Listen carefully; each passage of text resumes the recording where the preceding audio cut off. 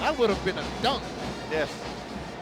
But you know, mahirapan talaga mahanap sa Diogo dahil itong mga players sa Letran would not let that happen if they can help it. Instead, it is a baseline inbound.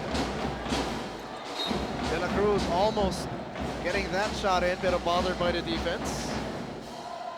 Jojo Belorio trying to wake up at least defensively para dito sa Letran Knights. Goga, open, makes the pay. Well, Mark Cruz got caught in that screen given by Adiogun, and that freed up itong si Koga. Cruz in the open court. That's good for Mark Cruz. 10 points in the game for the little man.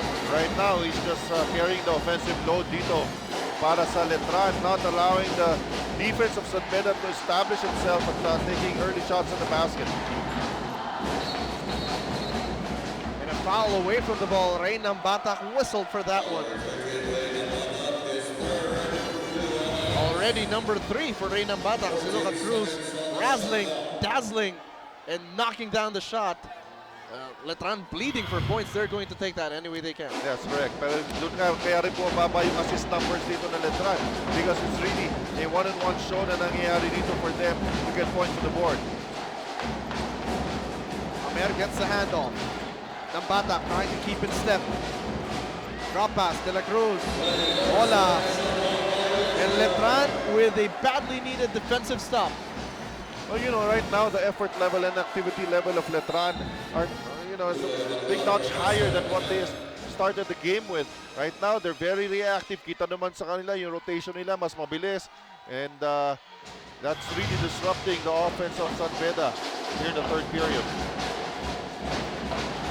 Cruz has been the hot hand for Letran. Short on that one. The Knights now looking to bother ito si Ola Adiogun every time he hauls down a rebound, trying to take it away from him. Right now, babaksak si Belorio, tutulungan dapat ni Ola, offer Tinignan the siya. hands. Ayaw eh, what happened here? Dito after this shot, ayun. So after doon, medyo napatungan, offer the hand, ayaw ni Belorio. But that's why this rivalry is so fierce, as Belorio lays it up and in. And finally, the Letran crowd up on their feet. 2 points in the game. And a 5-second violation by San Beda College. The Knights looking to show some life. Things getting physical between Rom De La Rosa and Kevin Racal as we see the steal and the breakaway by Jojo Belorio. Knights still trailing 29-34.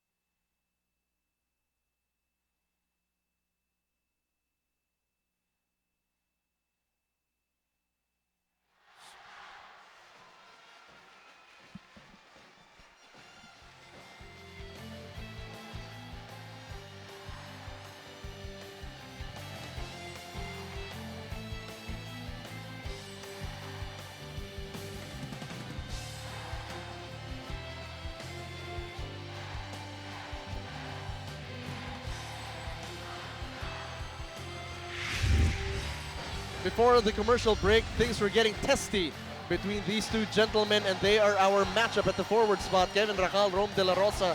Racal has been asked to score more for his team. Rom De La Rosa, a glue guy and doing all the other things, especially defending the best scorer of the other team. But this battle at the wings, something very crucial to watch out for. Both are same type of players, you know, both are slashers and, you know, good defenders as well. So right now, you know, those are energy guys. And sabi nyo nga rin, si Rom De La Rosa is the glue guy, and Racal also can really boost the energy of Letran. And right now, what Letran is doing is just applying more ball pressure on the part of San Beda.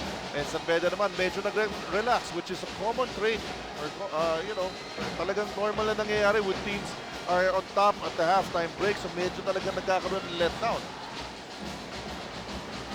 Almazan takes the inbound. Nilabas kay Jojo Belorio. Cruz fires from 3.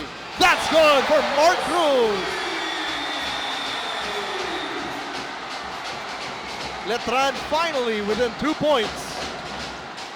Well, that's just too much space given Mark Cruz, and right now he's feeling it. Medyo kailangan higpitan doon yung depensa dito kay Mark Cruz. Cruz has been doing this since high school as a Letran squire. And a turnover by San Beda College, the ball pressure being applied by the Knights. Not only that, ang ginagawa dito ng Letran, the same type of defensive strategy ng San Beda, which is push baseline. Pero dito, nag-push baseline. Yung big man, kailangan mas mataas ng konti. Put a hand up on a much smaller player. Cruz picks up the dribble, hounded by bigger JP Mendoza. 5'7" versus 6'3". Cruz, that one halfway in. Oh, but a bad outlet pass from Ola. Cruz asking for it. Almazan fires away. That's good for Raymond Almazan.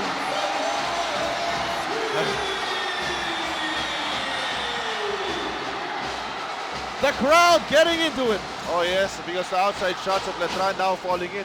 Kanina, puro in and out. And even the defense energized here para sa Letran. Ola fighting hard, but Letran coming away with it. 3-on-3 break. That floater almost in. And Francis Abarcar wants to settle the troops down. Which is the wise thing to do. Right now, sumasabay sila sa pace ng Letran. Ola in the post. Reverse layup almost goes in. Cruz wanting to push the tempo. Sinalubong agad ng depensa. Passes out of the shot. And a sorry turnover para sa Letran. Eto, makikita natin yung 3-point shot dito ni Raymond Almazan. Pero dati hindi niya tinitira yan, pero he has been given a green light by Coach Caloy Garcia. Taking the page out of the book of the rain or shine Elastopaders sa PBA. Nakikita natin mga big man doon, talagang may green light rin. Tumira sa labas.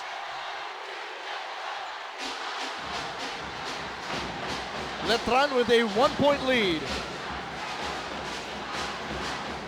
Goga uses the screen. Pulls up. Misses. Belorio the rebound. And Jojo Belorio has come to life defensively. Well, yun na rin, ang inayos dito na Letran. They're not allowing San Beda second chance opportunities anymore. Another turnover by Mark Cruz.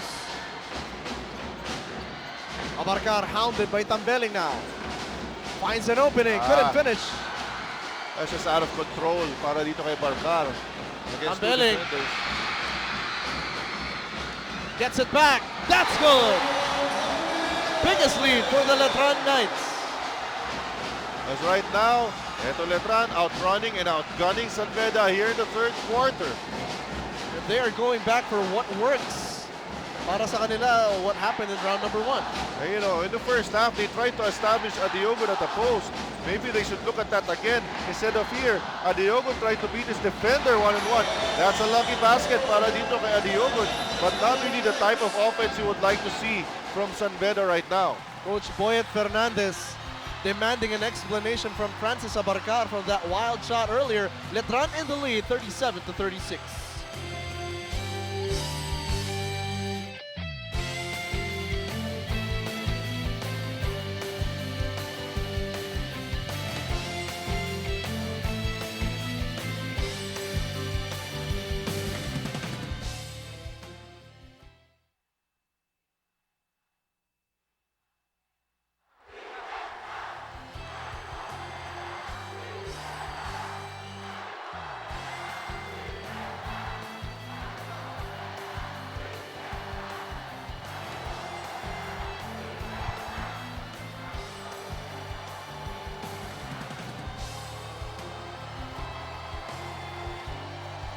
The match continues between the Red Lions and the Knights.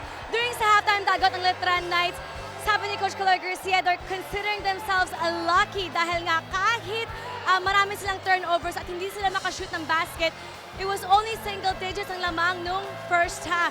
And coach pointed out that they're a bit rusty. They're very low on energy and they're not playing as expected. Kaya nga daw kailangan pagpasok ng second half, ipakita talaga nila na gusto nila manalo katulad ng ipinapakita nila ngayon. Sa San Beda Red Lions naman, hindi kontento sila sa lead nila kanina kasi alam nila they made a lot of mistakes and coach pointed out that they had a good lead at bigla sila nag-relax. Ngayon, nagkaroon sila ng momentum ulit and then he wants them to keep on going pero they're losing that momentum again. Sabi niya, in games like this, it's not about the X's and O's. It's about playing with heart. James and Coach Richard? Para dito sa parehong koponan, they need to find ways to really counter-attack each other as Ivan Ludovice draws that offensive foul from Magsure Luim. You know, really, San Beda has to establish a half-court offense.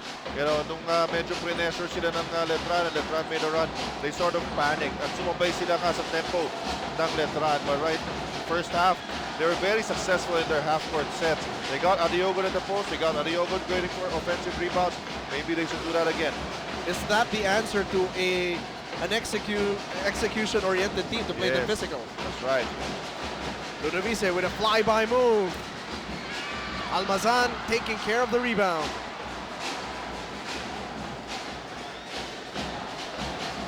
Tabelling attacks early. Erased by Ola Adiogun. The Red Lions on the run. Ludovice blocked up top by Pelorio. Almazan throws it down.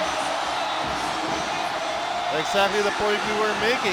Sumasabay ang San Beda doon sa pace. That was not a good shot by Ludovice on the fast break play. He didn't have the numbers and he forced his shot and that gave us the opportunity to have a counter fast break and that resulted in a dunk by Raymond Almazan. An awesome display of defense on both ends, leading to this Raymond Almazan nasty throwdown. Battle for the ball, makukuha ni Ludovice. Amer from long range. Can't hit from downtown. Adiogun erased up top by Almazan. You were looking for him in the first half. Finally, Raymond Almazan, the real one, has come out. Para nagtipid ng energy in the first half, no? Para dito, magamit niya dito sa second half. And right now, he's getting rebounds, he's getting block shots, and he's scoring. Amer fires away. Outside shot, not kind to Baser Amer tonight. 4 blocks already para sa Letran, 2 for San Beda. Racal wants a clear out, or Almazan in the post. Swings into Beloria first. 9 left to shoot. Racal pulls up, off the glass is short.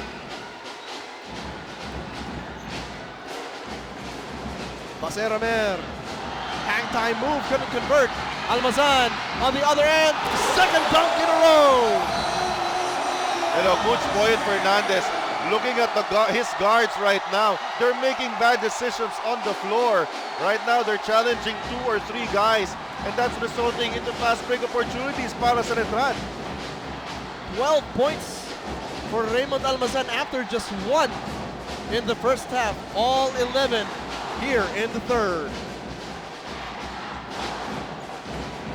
De La Rosa uses Adiogun's screen. Still can't finish. JP Mendoza gets the offensive board. Fresh 24 para sa San Beda College. This is what you want. Yes. Ludovice looking for an opening. And is that an offensive foul? Yes, they called an offensive. Traveling. They called traveling. And you know, Coach Boyet Fernandez looking for a guard who can really set the tone and, you know, settle things down. Right now, si Sara na yung pinasok dito ni Coach Boyet. Hindi niya nagugustuhan yung decision-making ng mga Guadya na ngayon. They're panicking under this pressure defense of Letran. Letran getting a lot of opportunities because of the bad decisions being made by the guards at San Beda. And Raymond Almazan, after that 11-point explosion, will get a rest. The Letran side of the San Juan Arena erupting in chorus. Last shot time para sa Knights. In the hands of Mark Cruz. Giving up a foul.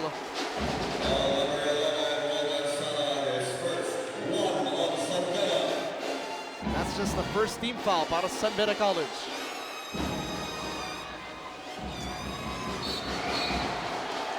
And Sara called for holding on to the jersey, allegedly.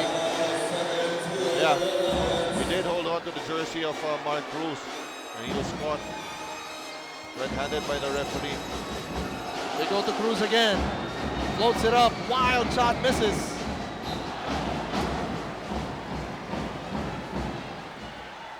Well, Cruz likes taking those last-second shots, but could have made a better decision in that possession.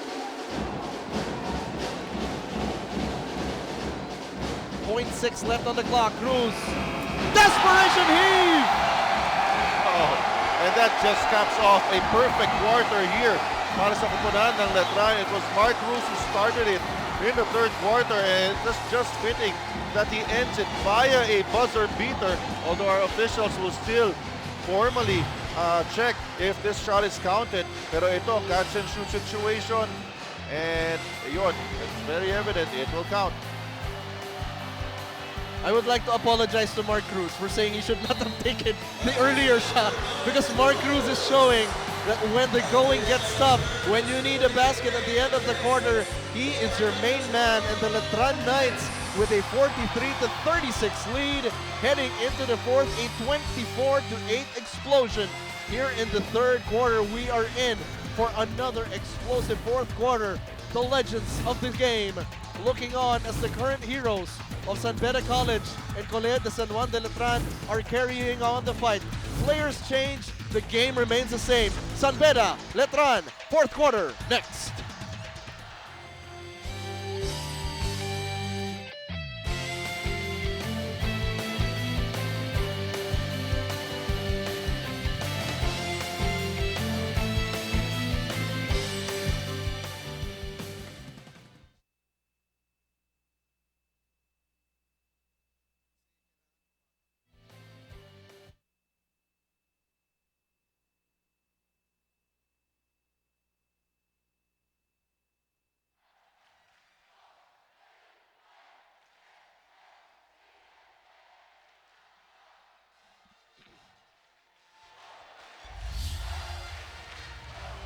When you look at the Hall of the Great Knights, mga dating mga pangulo ng ating bansa. Manuel Quezon, Emilio Aguinaldo, third president din natin. Lahat nakikita nyo. Sergio Osmeña, of course. Oy! Ito ba, iboboto mo? Panglima ba siya? Hindi ko alam kung pero for MVP. For MVP. Eto grabe naman kasi yung numbers dito. 15 points, 15 rebounds. Leading the league in rebounds and shot blocks. But that's just an icing on the cake. What he wants is to win the championship para sa Letran. Raymond Almazan suddenly woke up here from a deep slumber here in the third quarter. Of course, with the help of his teammates who are really getting some penetrations, and his confidence has been boosted by Coach Kaloy Garcia, allowing him to take those three-point attempts. And pumasok naman, sinuklian naman niya ni Raymond Almazan. And that's an excellent point you made, Coach Richard, as we enter the fourth quarter. Si Almazan, yung puntos na doon, hindi naman lahat created niya. Tinulungan siya ng mga kakampi niya. Kasi mapapahelp nga itong si Adiogun Basta may penetration yung mga gwardiya. Racal double-teamed. Tambeling looking to dance to the defense. Pull up. That's good! The raging river continues for Letran. 46-36, biggest lead of the game. De La Cruz wants to rectify the situation. Koga passes off Sara from long range. It's good! That's a good play coming from San Beda with their half-court execution, but they have to get down on defense and locate their man. Tambeling misses, Ruaya the rebound.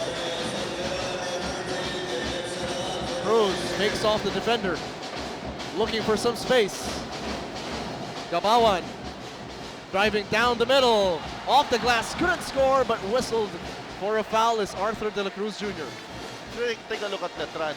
They're really not running any plays. They're just moving the ball a lot better than what they did in the first half. And they're forcing the defense of San Beda to scramble on defense. Nalilito ngayon ang San Beda kung sino yung kukunin nilang tao. Because of the early offense of Letran, tumatakbo agad sila. San Beda really needs to sprint to the paint. Right now, medyo yung transition defense sila nagkakaproblema.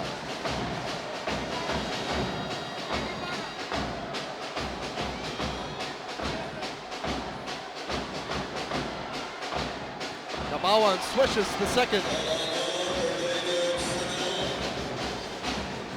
Ola Adiogun returning early here in the fourth because kailangan na nila makahabol agad, and Letran has been hitting their shots. And at the same time, wala rin si Almasan sa loob. So, golden opportunity here for San Beda to establish their inside presence.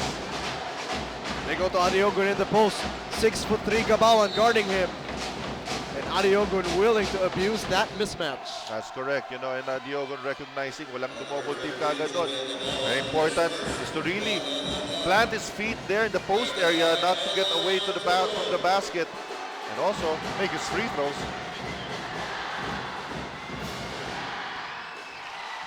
Ola makes good on the first.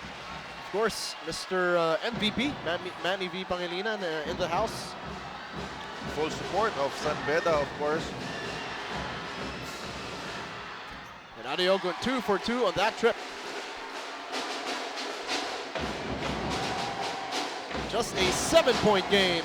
Letran with the lead against San Beda College. This is round 2 of the San Beda Letran rivalry. Cruz fouled on the 3-point shot attempt. Again, locating their man, they're pressuring yung backcourt. But sometimes, eto na, pagka-pressure sa backcourt, iniiwan naman yung shooter in the corner. Little miscommunication on the part of San Beda. Binanggit mo nga, Coach Richard, Letran is not doing anything special, just moving the ball around. Yes. Sometimes it's better that way to keep things simple. Yes, that's right, you know, and try to break down the defense. And you know, just stay on your spots, find the open man. As we look at our chippy category of the game, loyalty is key. Tenro Barcada using the official school colors para ipakita ang school spirit. At ang Tenro sa kaya pang outfit, syempre favorite snack ng Barcada, chippy. Kada bonding, chippy. Cruz misses the third. Ola clears the board. Adiogun still doing an excellent job rebounding the basketball. Dan Sara, third point guard, inserted into this game by Coach Boyet Fernandez. Oh, and Gabawan caught pushing off on Ola Adiogun. Kevin Kentracal checking on Mark Cruz. Natamaan ito si Ola nung bumagsak siya sa floor, but Cruz massaging his leg now. For the Letran faithful, hopefully it's not cramps on Mark Cruz. Wala, tinamaan lang kasi yung tuhod niya ni Adiogun, so caught by surprise there. Good closeout defense by the Knights. Sara fires away. Too strong. And ball stays with the Red Lions. Arthur De La Cruz Jr. looking to come to life. Silent in that third quarter.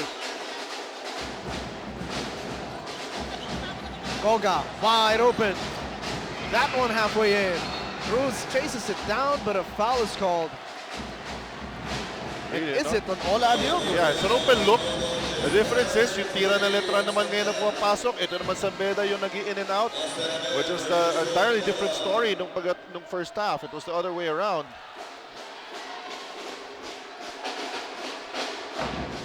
Nine-point lead para sa Letran, 50-41, 2 minutes gone by in the fourth. Cruz, that one almost in. And look at Ford Ruaya looking to battle Ola Adiogun for that rebound. More active into Letran Knights, especially trying to crash the offensive glass. That's correct. Sara getting away from the defense. Wants a clear out para kay Ola. Inside for two, no problem for Ola Adiogun. Well, the help came in a little bit late. They were trying to help from the baseline, but Adiogun was already established there inside the paint. That was an easy layup for him. Cruz with a step back. Starting to miss now after that buzzer beater in the third. San Beda looking to creep back into this game. Rome, lob pass inside. Adiogun immediately double teamed. Balik sa labas kay Rome. Inside, off the glass and in. Right now, a lot more patience. Pinapakita ng San Beda. More organized in their offensive sets. And that's why they're making this run. And the people responsible for that, the veterans in Rome De La Rosa, Ola Adeogun. Gabawan is open. Too strong for Ruaya. Offensive rebound and a putback. Look at that. He got the rebound against 3 white shirts inside the paint. And Ruaya, you know, he also made valuable contributions in the 4th quarter of game number 1. He's doing the same here. Look at him fight for that loose ball and rebound, scoring again for Letran.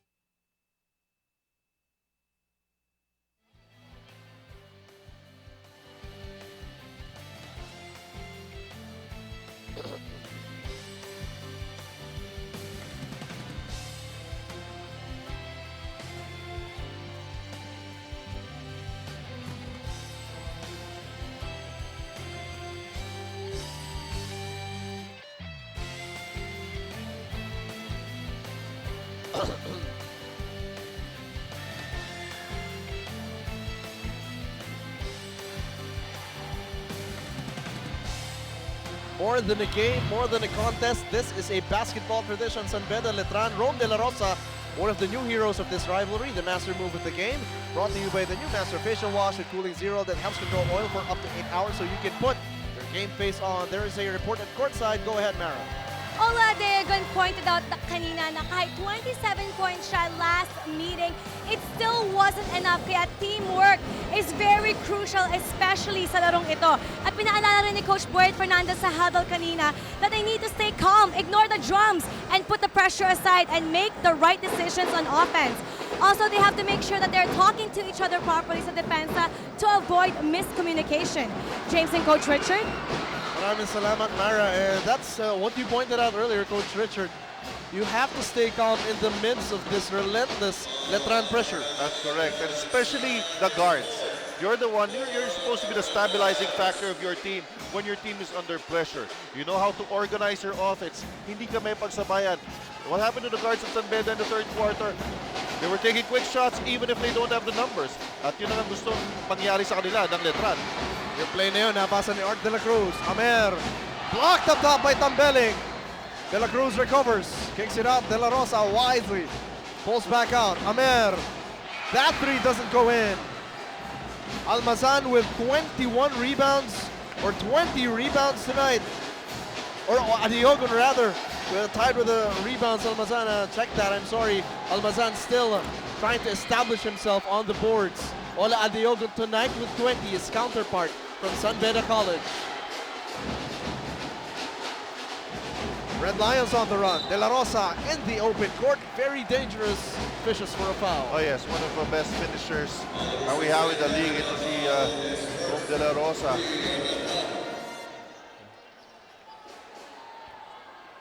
Coach Caloy Garcia talking to his assistants, trying to protect this lead.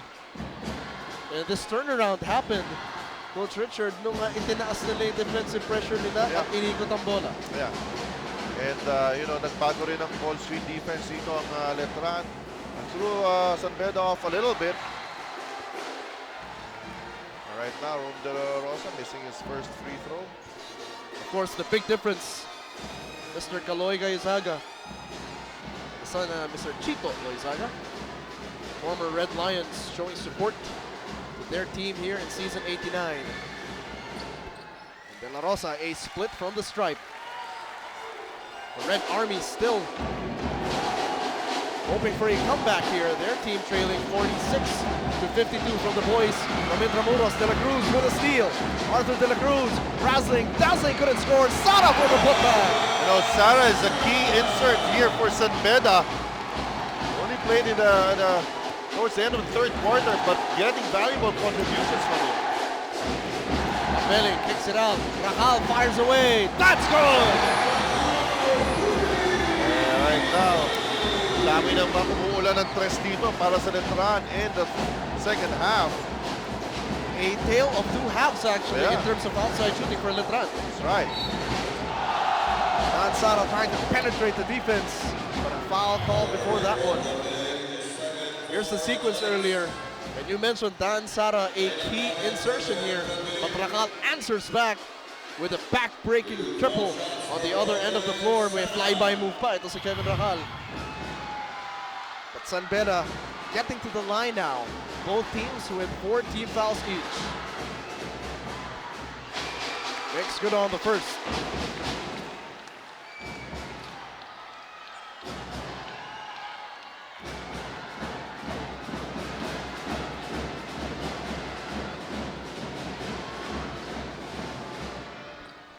Two for two on that trip. Nakakabaliktad nga, no? Coach Maloy was happy with all their struggles in the first half. They were only down by single digits at halftime. And then naman San Beda, that was a big quarter run by Letran, but right now they're only down by 5. But right now, andun pa rin, steady lang sila. No need to panic. Almazan with a drive, blocked up top by Arthur De La Cruz.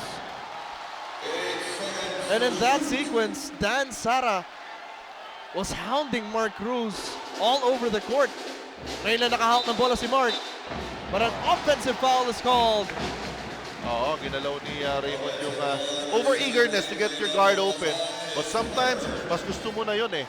If you're his coach, you know, at least there was an effort. You really want to get your teammate open. Double-digit lead, now down to just 5 para sa Letran. Adiogun in the post. Almazan with a block with a foul. And that's the 4th foul. It is on Raymond Almazan. That's exactly why San Beda was going to the post. They wanted to get that 4th foul on Raymond Almazan. It will change the complexion of this game and the landscape of the defense for Letran if Almazan is taken out of this game. If Almazan goes out of the game, it will leave 6'3" Jamil Gabawan, 6'2" Ford Ruaya, 6'2" Jojo Belorio to try and defend the 6'8" Ola Adiogun, who trims his lead down to just 3, 55-52, under 5 minutes remaining in the 4th. Well, this is a battle for number 1 spot in our standings and also carries twice to beat advantage against a number 4 team in the Final Four. That's why talaga matindi yung pinaglalabanan dito ng San Beda at Letran. Nambata picks up the dribble, binigay kay Racal, 10 to shoot. De La Rosa up in his drill. Racal dancing with the defense. Spins away, misses. Nakuha ni Jojo. Fires away. Short, Racal fighting for that loose ball. Jojo Belorio, you know, he has that shot. Kaya nga lang, nagkaroon ng hesitation. Everybody from his teammates to the guys on the bench egging in to shoot that shot, pero yung moment of hesitation that caused him to miss. Hindi na lang, ito si Racal, grabe nga yung energy na pinapakita. And giving Letran this opportunity to score again from the free throw line.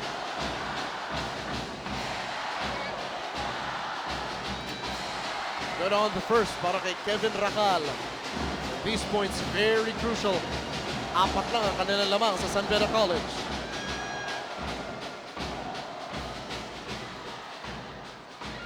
Racal is split from the stripe. Because of the lane violation, pupunta ang bola sa San Beda College. Throughout the season, San Beda has done a good job trying to catch up from late leads. Sa Mapua nga lang kinapos. Yes. San Beda College with all the tools. That's correct, you know. Belorio humarap kay Adiogun to protect Almazan from the fouls, who is on the bench. It'll be curious to see how Belorio will fare against big Ola Adiogun. Well, right now, you know Letran will have a double scheming defense against Adiogun. And itong si Jose Ramier continuing to struggling from point-blank range. Shots that he normally makes. Belorio to the basket, but travels. Trying to plead his case. Pero sabi ng mga referees natin, he lifted his pivot foot before that drive. We have a 4-point game at stake. Number 1 billing, the number 1 spot in the Final Four, a date with a number 4 team.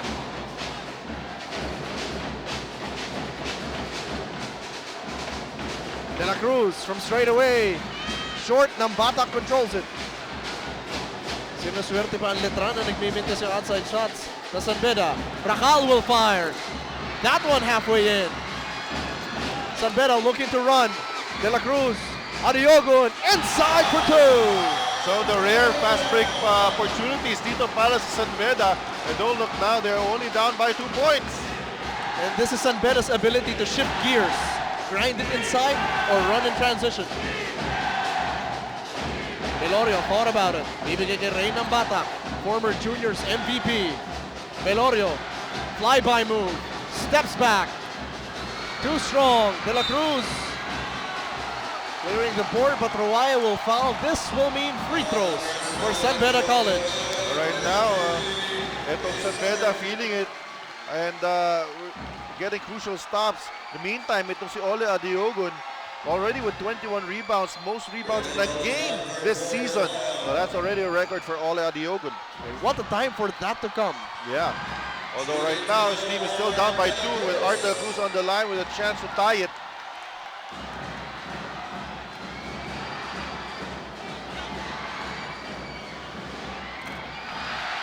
Collective groan from the Red Army as De La Cruz misses the first.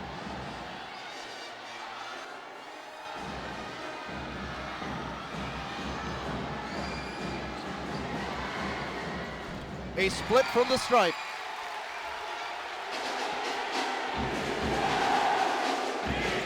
Just a 1-point game. Almazan bungles it, and ball goes the other way. Oh, right now the guards of San Beda doing a better job of keeping Mark Cruz in front, trying to contain him para hindi naman force yung help at drop passes dito na for Letran. San Beda with a chance to reclaim the lead. Sara to Arthur De La Cruz, inside pass. De La Rosa puts it up, it's good! San Beda takes the lead.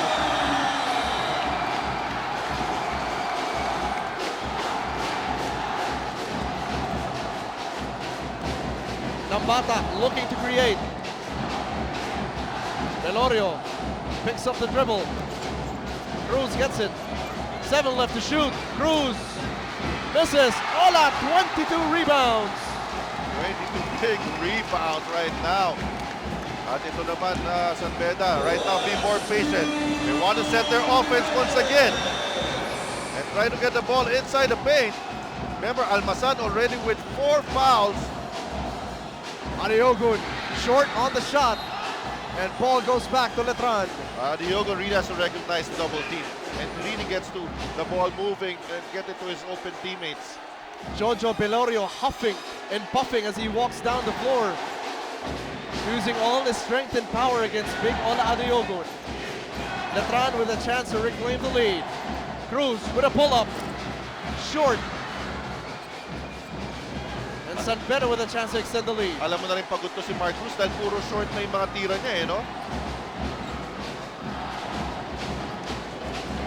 Amer versus Nambata. Lacer has not had this kind of night so far. Pulls up for a 3. Oh! Knocks that one down! He has been struggling the whole game long. Gonna finally hit a big one here in the dying minutes of the game and gives San Beda a 4-point lead. Lacer Amer shouting puso as he walks down the floor. The Red Lions with a 4-point lead, 60 to 56, 1 and 11 left. Here in the fourth, the Red Army on their feet. Ola Adiogun in the post. Unstoppable there. Almazan throwing it down. We've seen everything in this game. The rivalry never stops. Back in a moment.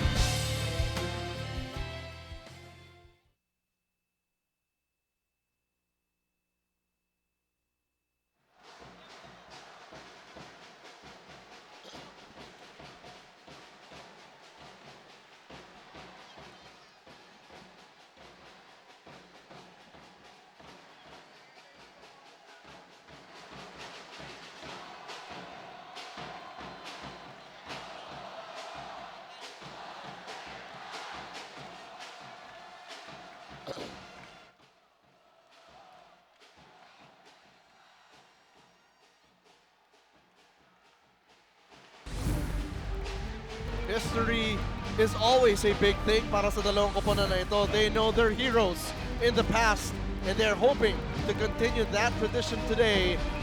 But San Beda College in good position to take round number 2 mula sa Colegio de San Juan de Letran. Again at stake, number 1 position in the Final Four. San Beda going for their roar for 4 should they go all the way to the finals and win it all again. But they have to take care of business first. Raymond Almazan and the rest of Letran gunning for title number 17, hoping to tie San Beda College for the most number of championships in the NCAA. And of course, all the fans here to witness it, looking at the Red Army of San Beda College. And they are cheering for their team, which has a 4-point lead. That is a good foul from Sara dahil penalty na sila. Even a second as got out of the shot clock at si Sara will foul out. This game, he was playing very well for San Beda.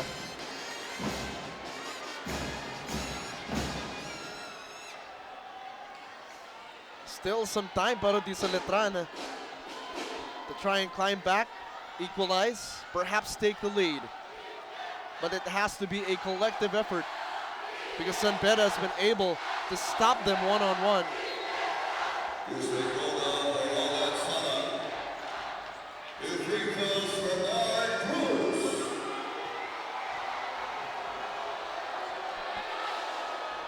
And Cruz good on the first.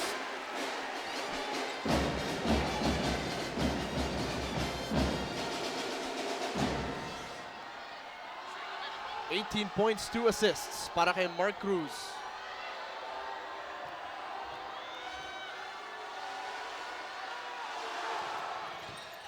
A split from the stripe, De La Rosa the rebound.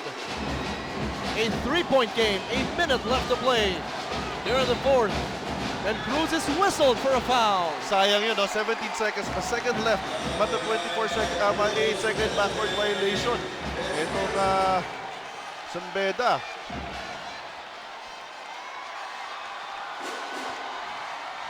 This will mean free throws para kay Yusei Koga. Let's look at this again. Oo, ito na yung backward pressure. Pero ayun, hinuk niya yung kamay netong si Koga. Yusei steady on the first. Back to a 4-point advantage.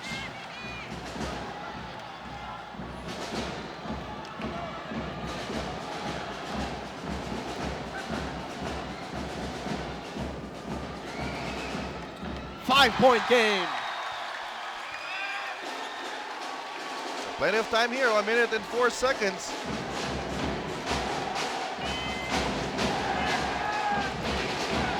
Cruz looking to create against Yusei Koga. Velorio fires away. Knocks it down! No hesitation that time para kay Velorio, and he knocks that big 3. 2-point lead for San Beda College. Amer dancing with his defender. Hit the big 3-point shot earlier. Koga inside pass. De La Cruz. Amer cutting. Flyby move. That's good! Big play after big play. Early attack by Cruz. Cruz banks it in. Oh, That's the it's foul. counted. Big shot after big shot. That's correct, and you really can't celebrate after the big shot because the other teams will come right back at you after this shot by Baser Amer. Letran wasting no time to get that ball down the floor, and Mark Cruz getting the foul and the basket. And right now, he has a chance to bring this lead down to 1.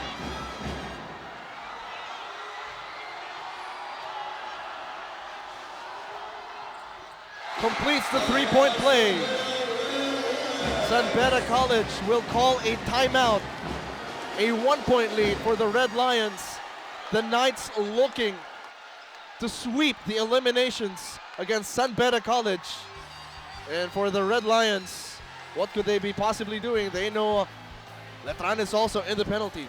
That's correct, and this is what we expected when these two teams meet. It's going to go down the wire. They're very equal in the billing, and that's why they are on top.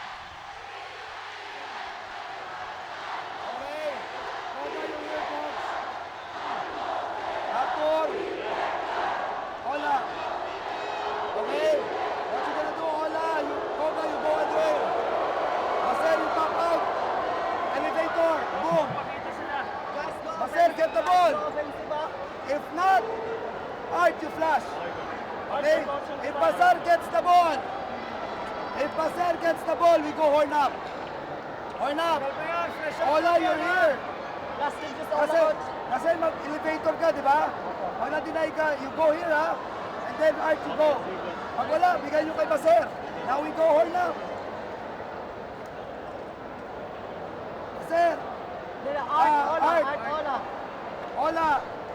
Baser, you go.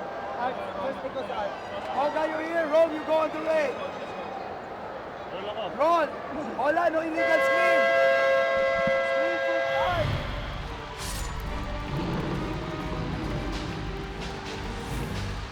We cannot get enough of this rivalry, and we are heading for a competitive finish here in the fourth. A 1-point lead para sa San Beda College. Mark Cruz with that 3-point play earlier. Game reset, both teams with 1 full timeout each. No more fouls to give. Both teams, if they foul, that will mean free throws. So Coach Boyd Fernandez trusting the instincts here and the decision of Baser Amer. He wants the ball in his hands and to make the right decision and to make a play for San Beda. Here we go. Amer gets it, double teamed. De La Rosa, good closeout by Nambata. Amer, binigay kay De La Rosa. Almost poked away by Ray. Letran not fouling, they want to stop. Baser wants a screen from Ola. Pulls back, misses the shot. And a foul is called. Oh. Big call there. On that rebound play, 5.9 seconds remaining. Free throws coming up. Let's see after the shot by Baser Amer. There's the, yung arm hit the face of Raymond Almazan on that rebound play. The leading MVP candidate, Raymond Almazan, will be tested at the line. Just 1 out of 4.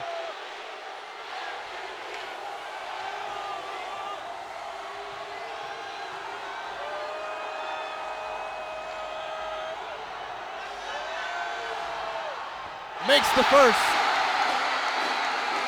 That eases a lot of pressure of the second free throw para kay Raymond Almazan. San Beda still has a timeout.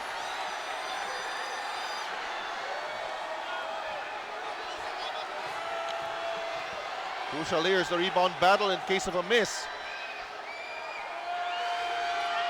A split from the stripe. Ola fires it up. Goga fires a three. Misses. And we are headed into overtime. This is only the first deadlock of this game, 64 all. We will need 5 more minutes to settle this outcome. Look at that last sequence, Almazan bothering Yusei Koga, and we will need overtime to settle round number 2, San Beda versus Letran.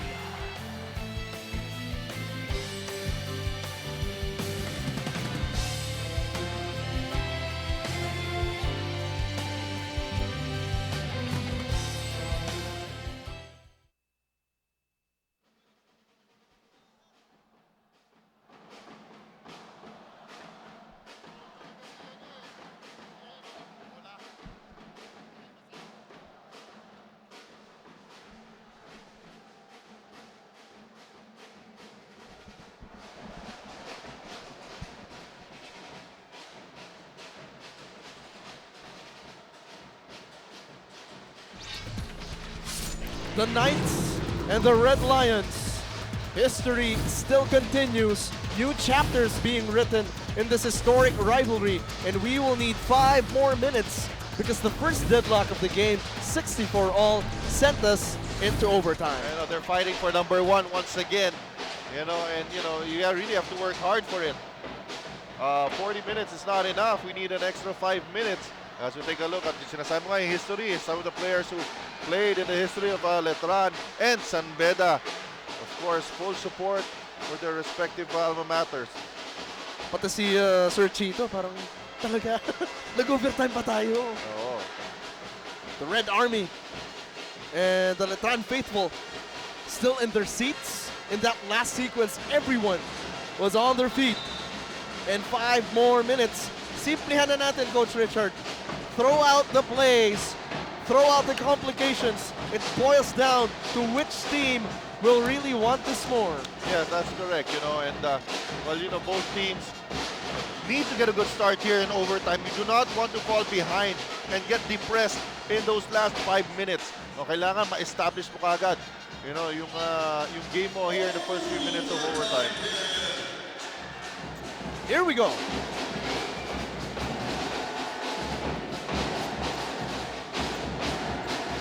Letran looking to operate in the half court.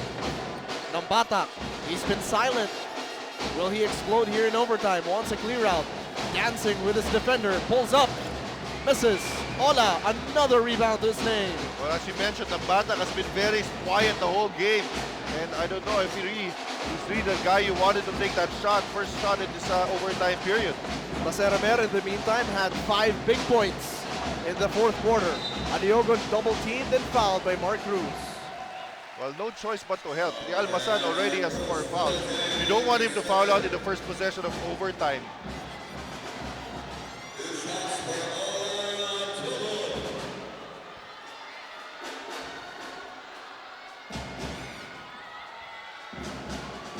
Ola Adiogon has played huge. 20 points in the game and 23 rebounds. The most number of rebounds this season in the NCAA. Good on that one. San Beda taking a 2-point lead against Letran. Let's see how the Knights will answer. Nambatak gives it to Velorio. Red Lions playing zone. Velorio puts it up and gets that to trickle in. Very confident about itong Letran. They like the matchup of Nambatak and De La Cruz. Kasi Nambatak ang ginagawa nilang playmaker and they're putting Marvin Cruz in the corner para just in case makahelp. There you have a shooter there in the corner. Maser looking to be aggressive. Picks up his dribble. De La Cruz is open. Too strong on the jumper. Battle for the rebound goes the other way.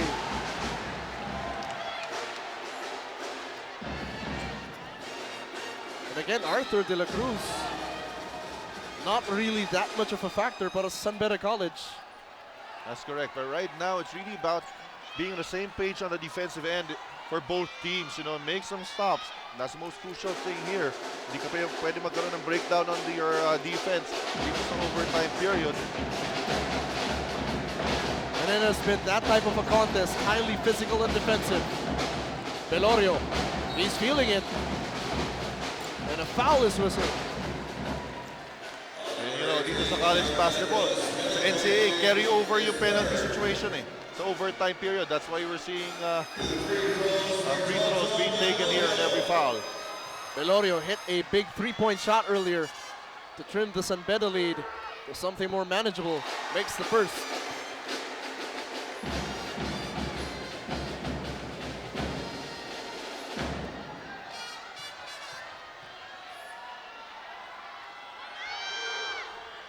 Two for two on that trip. All the points of Letran here in the overtime period. Wala dito kay Jojo Velorio. Almazan on Art De La Cruz. Ola with a smaller Kevin Racal on him. Double teamed inside and immediately fouled. Pero kailangan maging disiplinado dito yung Letran. You know you're going to double team Ole Adiogun. So there's no reason for you to foul and send him to the line. Because you're just bailing him out. You have to trust your double teaming defense and the rotation of your teammates. And Ola has been doing an excellent job from the free throw line. That's correct. And I think both teams actually here in the overtime period so far.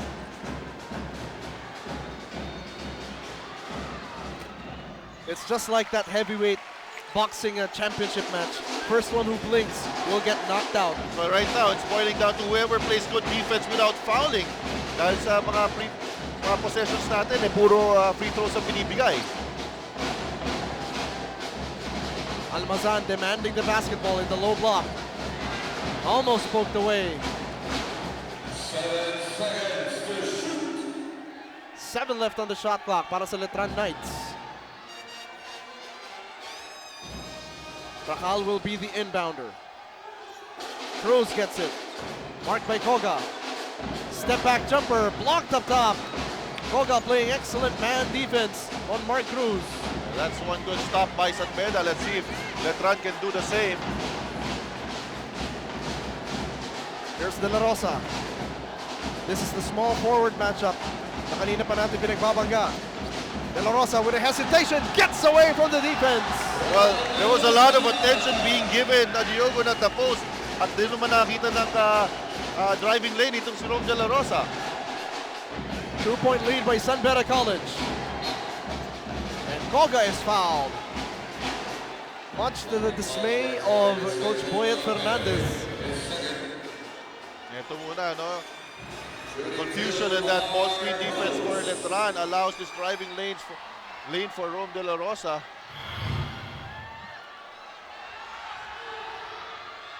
And Cruz unflappable from the free throw line.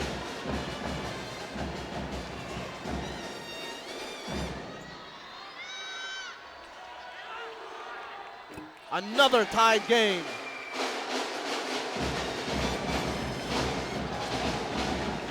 Only the 4th deadlock of this contest. Arthur De La Cruz recovers. Handoff, Maceramer looking for an opening. Koga is open. Misses. De La Rosa the offensive board. Fresh 24 para sa San Beda College. Chance to execute once again, and right now they're looking at the post. Yeah, Diogo, but he's too far away. Oh! Almazan with a steal. Steps in front of it.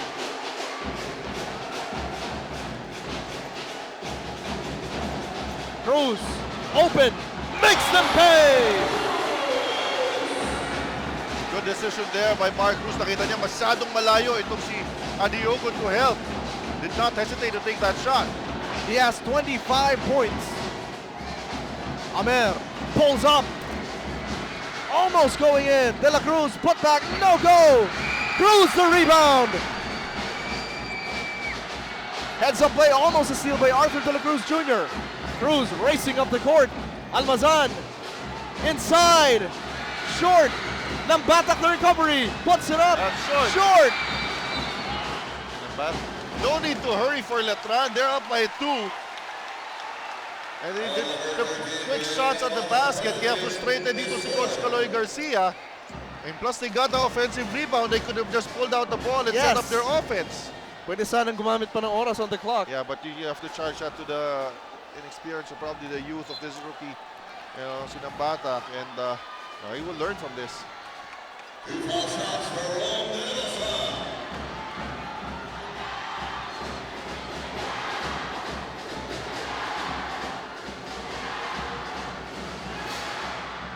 Two of 3 from the stripe. And this was Ayan yung Nambatak's offensive rebound, no? Pero nanggigil, natakaw. Ito si Nambatak.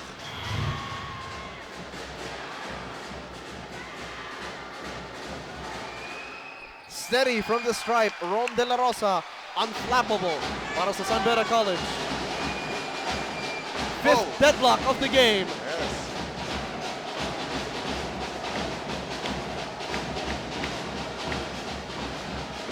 Cruz is in the corner. High point man para sa Letran. Almazan in the post. Challenging Adiogun. Blocked up top. What a game here by Ola Adiogun. He has dominated Almazan in one-on-one situations. Basta sa poste, komportable siya, no, in defending. 5 left to shoot. Amer gets the handoff. Floats it up. Almost goes in. De La Cruz the rebound. The putback is good.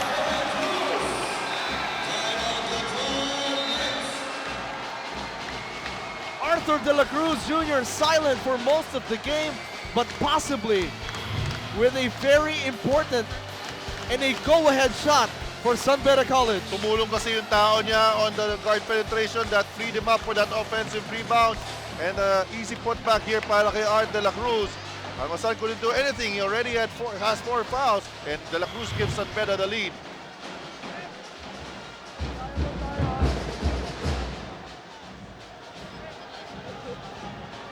Ray, ikaw mag-indown. Mark, K-Rox, Raymond, Jojo. Raymond, Jojo. K-Rox, fake. Go, curl tayo. Mark, pagkuha ng bola dito. Dito ako pupunta. Pagkuha ng bola si Mark. Raymond, screen para kay Jojo. Jo, pop out. Pag wide open, walang hesitation ha. Pwede magtira. Pag wala, okay. Pasok, fake, dribble, handoff kay Mark. Mark, pag nag-switch, ayos sa'yo. Okay? Nakuha nyo? Tandaan nyo, paggamit ng screen, pag nag-help, pwede nag-kick out sa corners. Okay? Pag nag-miss, foul. Well, Coach Kaloy Garcia hoping, he's trying to spread out his offense. Tapos,